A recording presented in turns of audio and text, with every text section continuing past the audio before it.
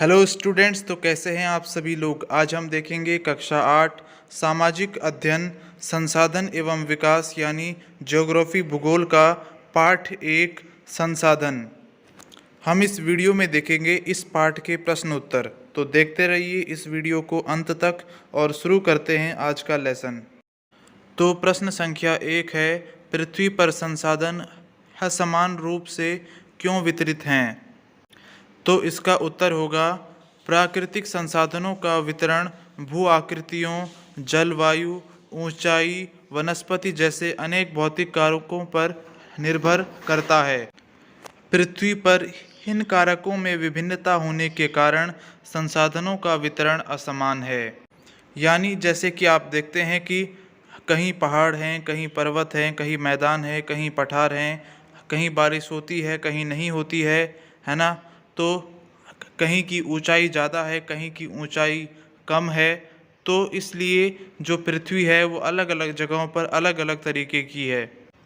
और ये जो चीज़ें हैं इनमें इतना अंतर है, तो इसी अंतर के कारण जो है संसाधनों का वितरण जो है वो असमान है। यानी सब जगह असमान संसाधन है, कहीं कोई संसाधन ज़्यादा है तो कहीं कोई संसाधन कम है। फिर उसके बाद दूसरा प्रश्न है, संसाधन संरक्षण क्या है।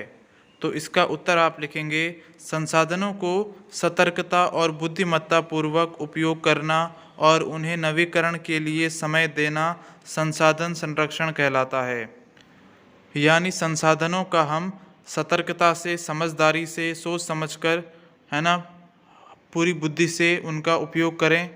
और हम जानते हैं कि कई सारे संसाधन ऐसे होते हैं जो दोबारा बन जाते हैं, तो हमें उन्हें समय देना चाहिए कि वो दोबारा बन सके। इतने धीरे धीरे हमें उन्हें यूज़ करना चाहिए, उपयोग करना चाहिए उनका। फिर उसके बाद तीसरा प्रश्न है कि मानव संसाधन महत्वपूर्ण क्यों है। और इसका उत्तर होगा, मानव संसाधन इसलिए महत्वपूर्ण है क्योंकि मनुष्य की योग्यताएं ही भौतिक पदार्थों को मूल्यवान संसाधन बनाने में सहायता करती है। यानी मानव ही वो है जो किसी संसाधन को एक रूप से दूसरे रूप में बदल सकता है, क्योंकि मनुष्य में ही जो है बुद्धि होती है, सोचने समझने की शक्ति होती है। तो मनुष्य ही जो जितनी भी भौतिक पदार्थ होते हैं, जितनी भी चीज़ें होती हैं, उनको संसाधनों में बदल सकते हैं। फिर उसके बाद प्रश्न संख्या 4 है, सतत पोषणीय विकास क्या है। तो इसका उत्तर आप लिखेंगे, संसाधनों का सावधानी पूर्वक उपयोग ताकि न केवल वर्तमान पीढ़ी ही अपितु भावी पीढ़ियों की आवश्यकताएं भी पूरी होती रहें। यानी जैसे कि आप जानते हैं कि हमें अलग अलग काम करने के लिए अलग अलग संसाधनों की ज़रूरत होती है। तो कुछ संसाधन ऐसे होते हैं कि जो ख़त्म हो जाते हैं टाइम के साथ, यानी अगर आप उनका उपयोग करते रहेंगे तो वो एक दिन ख़त्म हो जाते हैं।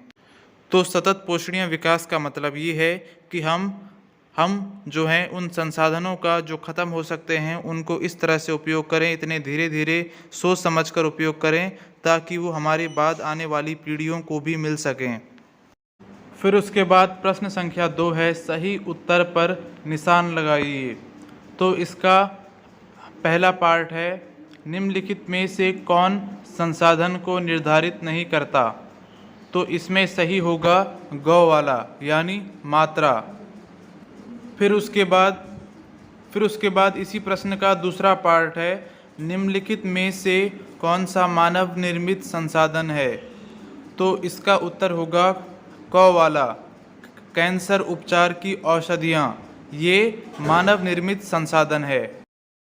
फिर इसके बाद अगला प्रश्न है, कथन पूरा कीजिए जैव संसाधन। और इसका सही होगा क वाला, यानी जीव जंतुओं से व्युत्पन्न, क्योंकि ऐसे संसाधनों को जैव संसाधन कहते हैं जो जीव जंतुओं से उत्पन्न होते हैं।